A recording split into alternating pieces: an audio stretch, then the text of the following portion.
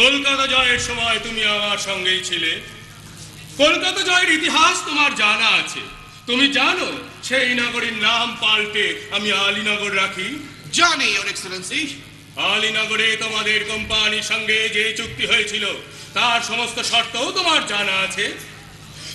Company যদি সন্ধির শর্ত রক্ষা না করে তাহলে যুদ্ধ ঘোষণার আগেই তোমাকে আমরা তোপের মুখে উড়িয়ে দিতে পারি, তা জানো? জানি ইওর এক্সেলেন্সি। তুমি প্রস্তুত হও। আমি বুঝলাম না আমার অপরাধ। তোমাদের অপরাধ সভ্যতার শিষ্টাচারের সীমা লঙ্ঘন করেছে। স্পর্ধা তোমাদের আকাশচুম্বী হয়েছে।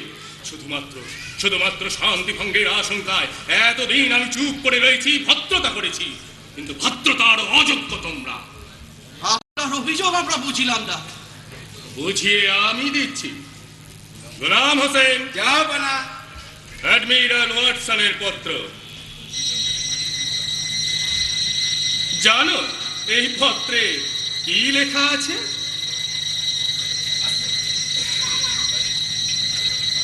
কর্নেল ক্লাইভ যে সৈন্যের কথা উল্লেখ করেছিলেন তা শীঘ্রই কলকাতায় পৌঁছিবে। মাদ্রাজে আর একখানি জাহাজ পাঠাইয়া আমি খবর দিব বাংলায় আরো সৈন্যের আবশ্যক। বাংলায় আমি এমন আগুন জ্বালাইব যে সমস্ত গঙ্গার জল দিয়েও তাহা রোখা যাইবে না। এই ভীতি প্রদর্শনের অর্থ কি? অ্যাডমিরাল কেন এই কথা লিখিয়াছেন আমি বুঝি না। বুঝিয়ে আমি দিচ্ছি। গোলাম হোসেন, জাহাপনা। ওয়াটসের প্রত্যুত্তর।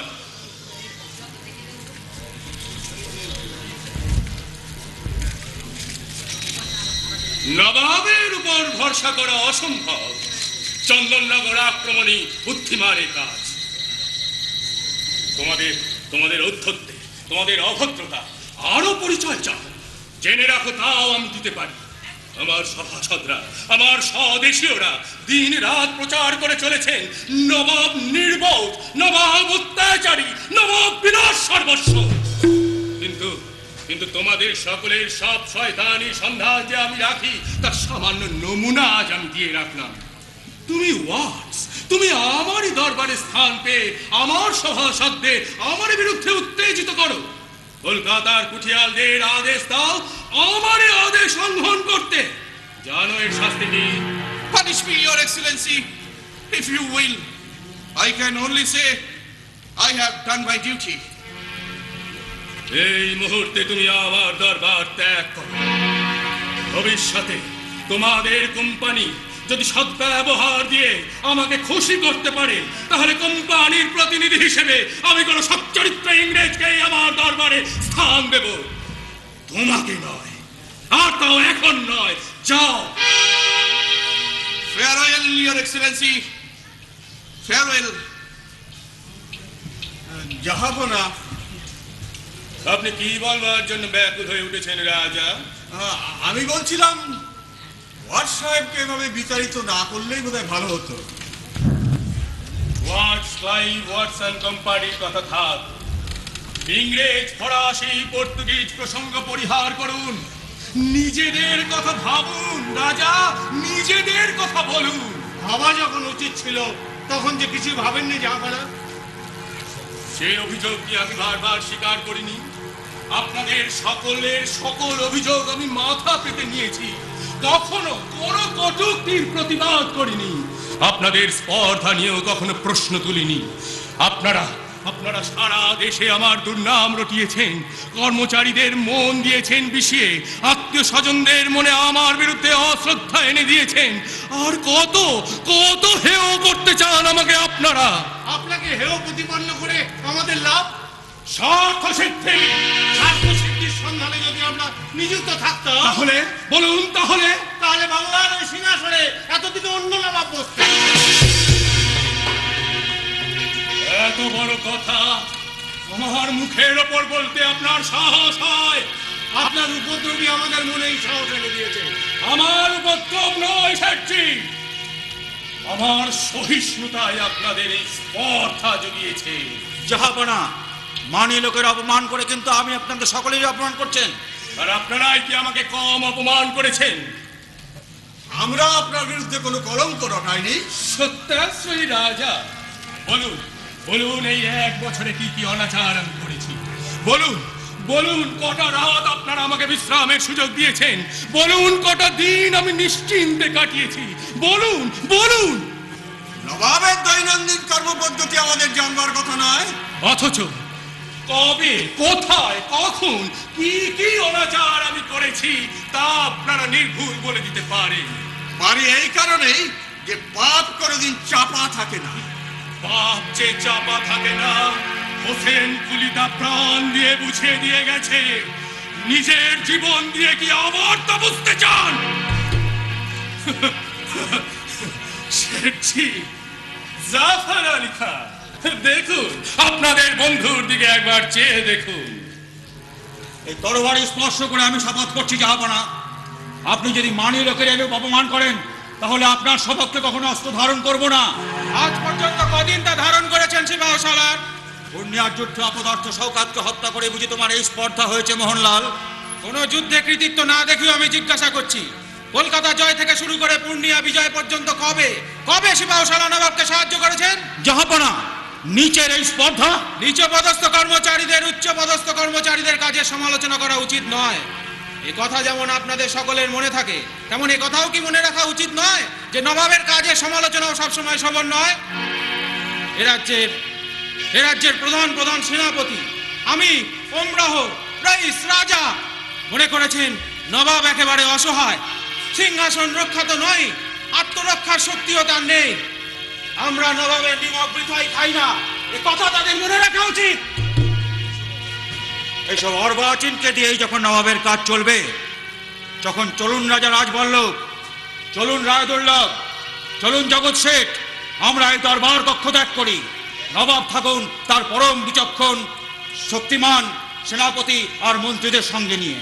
তাছাড়া গোলাম হোসেন, মোহনলাল আর মীর মদন যখন রয়েছে তখন আর ভাবনা কি? চলুন। দাঁড়ান! দরবার ত্যাগ করবার আগে নবাবের অনুমতি নিতে হয়, সে কথাও কি আপনাদের মনে করিয়ে দিতে হবে? দরবার ত্যাগ করতে আমরা বাধ্য হচ্ছি জাহাপনা। বাধ্য হয়ে দরবার ত্যাগ করবেন তখন যখন আপনাদের বন্দী করা হবে। গোলাম হোসেন, জাহাপানা, ওয়াটসের লেখা সিপাহসালারের উদ্দেশ্যে প্রেরিত পত্র।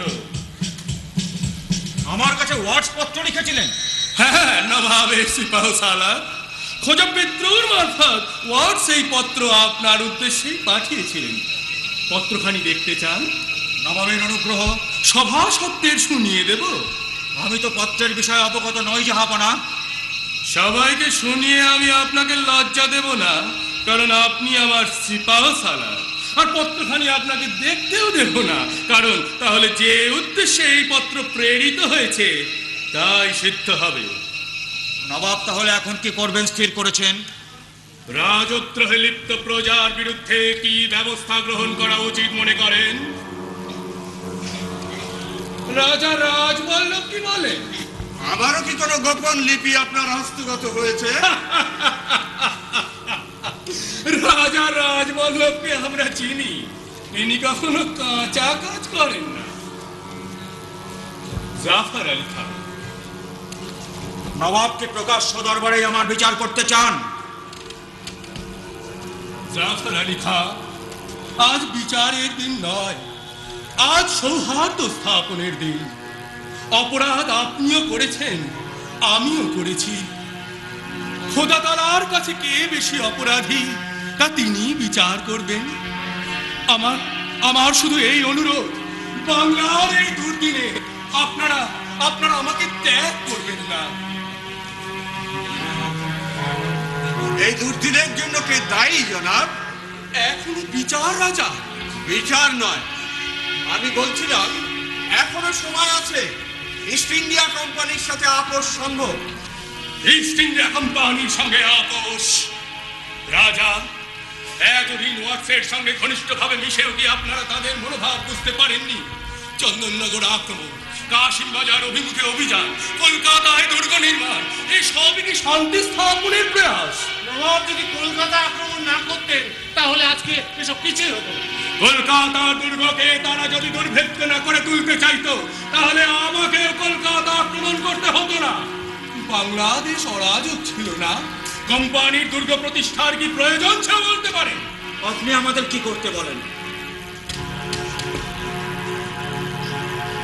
সবার আগে বলি, বাংলার মান, বাংলার মর্যাদা, বাংলার স্বাধীনতা রক্ষার জন্য আপনারা আপনাদের শক্তি দিয়ে, বুদ্ধি দিয়ে সর্বপ্রকারে আমাকে সাহায্য করুন। আপনাদের সমবেত চেষ্টায় এই দুর্দিন থেকে যদি আমরা পরিত্রাণ পাই, তবে একদিন আপনারা আমার বিচারে বসবেন। সেদিন আপনারা আমায় যে দণ্ড দেবেন আমি মাথা পেতে নেব।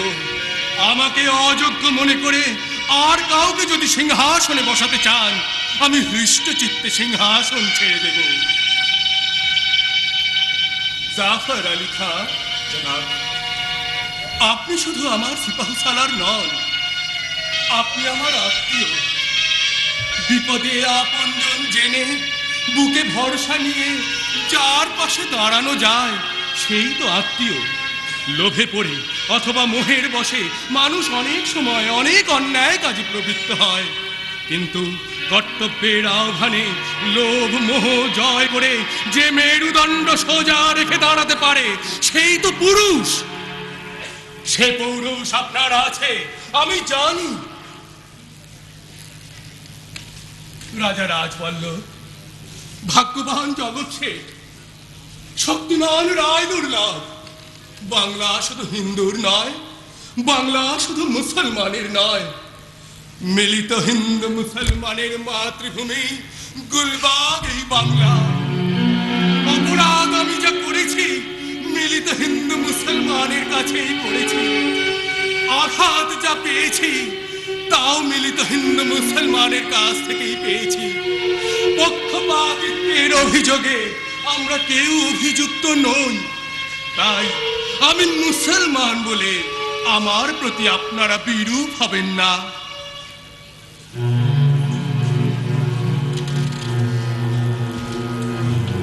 যে দেখুন, বাংলার ভাগ্যাকাশে আজ দুর্যোগের ঘন ঘটা, তার শ্যামল প্রান্তরে রক্তের আলপনা। জাতির সৌভাগ্য সূর্য আজ আস্তা জলগামী, শুধু সুপ্ত সন্তান শিয়ারের উদ্যমান জননী নিশাবসানের প্রতীক্ষায় প্রহর গণনায় রত। কে তাকে আশা দেবে, কে তাকে ভরসা দেবে, কে তাকে শোনাবে জাগরণের সেই অভয় বাণী? ওঠো মা ওঠো, মোছো সুজল, 7 কোটি সন্তান হিন্দু মুসলমান আজ জীবন দিয়ে রোধ করবে মরণের অভিযান। জাহাপনা, আপনি সিপাহসালার, আপনি তা পারেন। আমি কোরআনের নামে শপথ করছি জাহাপনা, আজ থেকে সর্বক্ষেত্রে সর্বসময়ে আপনার সহযোগিতা করে চলবো। আমিও শপথ করছি সিপাহসালারের সকল নির্দেশ মাথা পেতে নেব, তার আদেশে হাসি মুখে মৃত্যুকে বরণ করব। আমি ধন্য, আমি আজ ধন্য। জাহাপানা, আপনি আমাকে পলাশির কথা স্মরণ করিয়ে দিতে বলেছিলেন। হ্যাঁ হ্যাঁ, পলাশি পলাশি পলাশি। সিপাহসালার, আমাদের পলাশির প্রান্তরে সৈন্য সমাবেশ করতে হবে। ইংরেজ ফৌজ ক্লাইভের নেতৃত্বে সেই পথেই এগিয়ে আসছে। মীর মদন, মোহনলাল, রায় দুর্লভ, ইয়ার লতিফ, সিনফে সকলে নিজ নিজ বাহিনী নিয়ে আপনার আদেশের অপেক্ষায় থাকবে। আমিও আপনার আজ্ঞাবহ হয়ে থাকবো। আপনাদের আর আমি দরবার কক্ষে আবদ্ধ রাখবো না। আপনারা পলাশির যাত্রার আয়োজন করুন।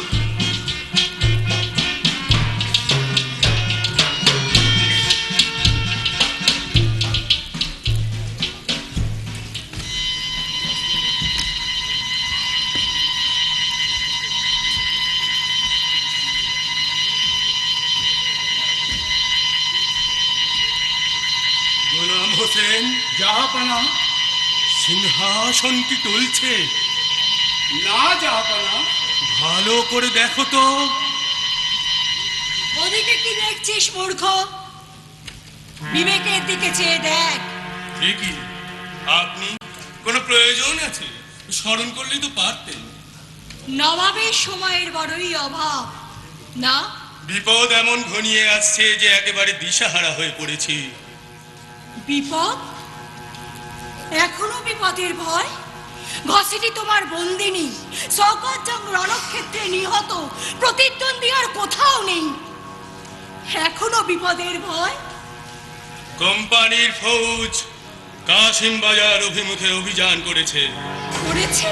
সেই সংবাদই তো পেয়েছি। মুর্শিদাবাদেও তারা আসবে? তেমন দুর্দিন কে কামনা করে মা? দুর্দিন না সুদিন? সুদিন। সুদিন নয়, গসেটির বন্ধন মোচন হবে, সিরাজের পতন হবে। সুদিন নয়। আপনি আপনি বুঝতে পারছেন না আপনি কি বলছেন? বেশ বুঝতে পারছি। এতদিন দিন রাত গুমড়ে গুমড়ে যে কথা মরেছি, আজ তা ভাষায় প্রকাশ করছি। মাসিকে তুমি বন্দিনী করেছো, মাসির সর্বস্ব লুটে নিয়েছো, মাসিকে তুমি দাসী করে রেখেছো। মাসিকে সে কথা ভুলে যাবে? অকারণে অভাগাকে তিরস্কার করবেন না। অকারণে নয় কি? কে আমার মতিঝিল অধিকার করেছে? কে আমার সঞ্চিত সম্পদ হস্তগত করেছে? আমার পালিত পুত্রকে সিংহাসন থেকে দূরে সরে রেখেছে তুমি নও, দস্যু। মতিঝিল আপনারই আছে মা। তাহলে সেখানে আমার যাবার অধিকার নেই কেন? রাজনীতির কারণে। তোমার রাজনীতির সাথে আমার সম্পর্ক? আমার রাজ্য নেই তাই আমার রাজনীতি নেই, আছে শুধু প্রতিহিংসা। আর ওই প্রতিহিংসা সেই দিন পূর্ণ হবে যেদিন তোমার প্রাসাদ অন্য অধিকার করবে, আর তোমাকে সিংহাসন থেকে ঠেলে ফেলে দিয়ে শওকতজংয়ের মতো কেউ না। তোমার মুখের ও কথা শেষ করো না মা। নবাব মহিষী? নবাব মহিষী নই মা, তোমার কন্যা। নবাব মহিষী নাও? আজ ভাবছো তুমি আমায় খুব বিনয় করলে, কিন্তু একদিন ওই কথাই সত্য হবে। ঠিক আমার মতো জীবন যাপন করতে হবে তোমাকে। নবাব, নবাব, নবাব মহিষী বাদীর বিরুদ্ধে অভিযোগ করছেন। নবাব, বাদীকে দ্বন্দ্ব দিয়ে মহিষীকে খুশি করুন। ওকে ওর প্রাসাদে ফিরে যেতে দিন জাহাপনা। দেব লুথা, সময় এলেই ফিরিয়ে দেব। এখনো আশা? সময় আসবে? অমন করে ও কথা বলো না মা, বুক আমার কেঁপে ওঠে। তোমার বুক কেঁপে ওঠে, আর আমার বুক যে জ্বলে পুড়ে খাক হয়ে যাচ্ছে, সে কথা কি তোমরা কোনোদিন বুঝেছো না বুঝতে চেয়েছো? অনাথা বিধবা আমি, নিজের দুঃখকে সাথী করে গৃহে পড়েছিলাম। অত্যাচারের প্রতিকারে অক্ষম চিকেন টুকরে কেঁদে সান্ত্বনা পিতাম। তোমরা তাতেও বাদ সাধলে ছলনা করে ধরে আনলে এই পাপ পুরিতে। তোমাদের আমি ক্ষমা করব? আর আমরাই বুঝি ক্ষমা করব বিদ্রোহিনীকে?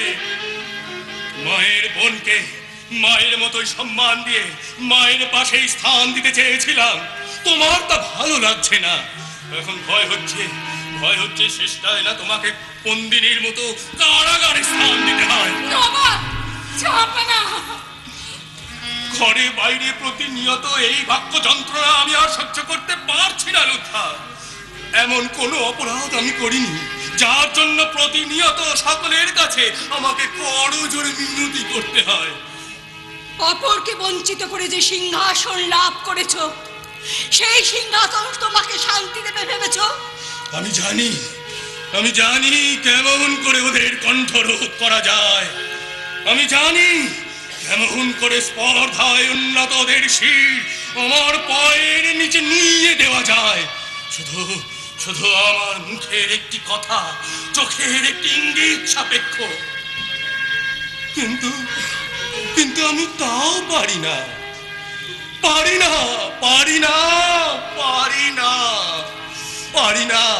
শুধু আমি কঠোর নই বলে পারি পরের ব্যথায় আমার প্রাণ কেঁদে ওঠে বলে। জাহাপনা, আপনার চোখে জল আমি যে আর সইতে পারি না।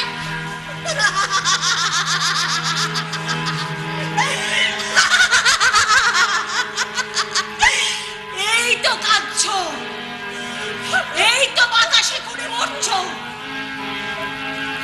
এই শেষ নয়, এর ফল আরো ভয়াবহ।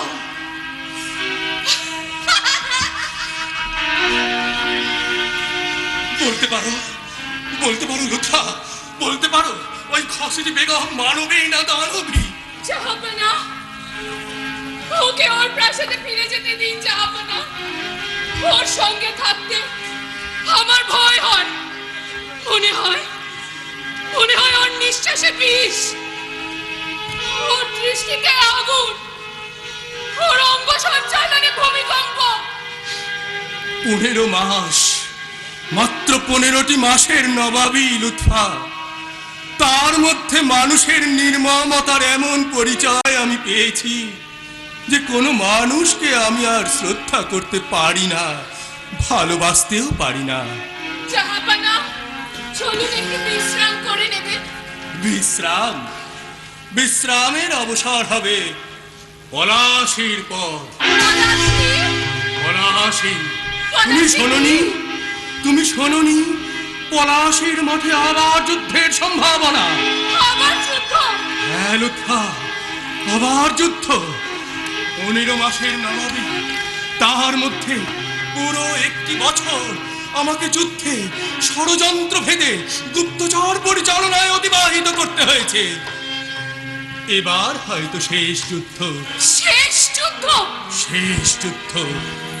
যদি জয়ী হই তাহলে আর হয়তো যুদ্ধ হবে না, আর যদি পরাজিত হই তাহলে তো নয়। পলাশি? পলাশি, লাখে পলাশ ফুলের অগ্নিবরণে একদিন পলাশির প্রান্তর রাঙা হয়ে থাকতো, তাই আজও বুঝি তার বুকে রক্তের তৃষা। জানি না কার রক্ত সে চায়। পলাশি, রাক্ষসী পলাশি।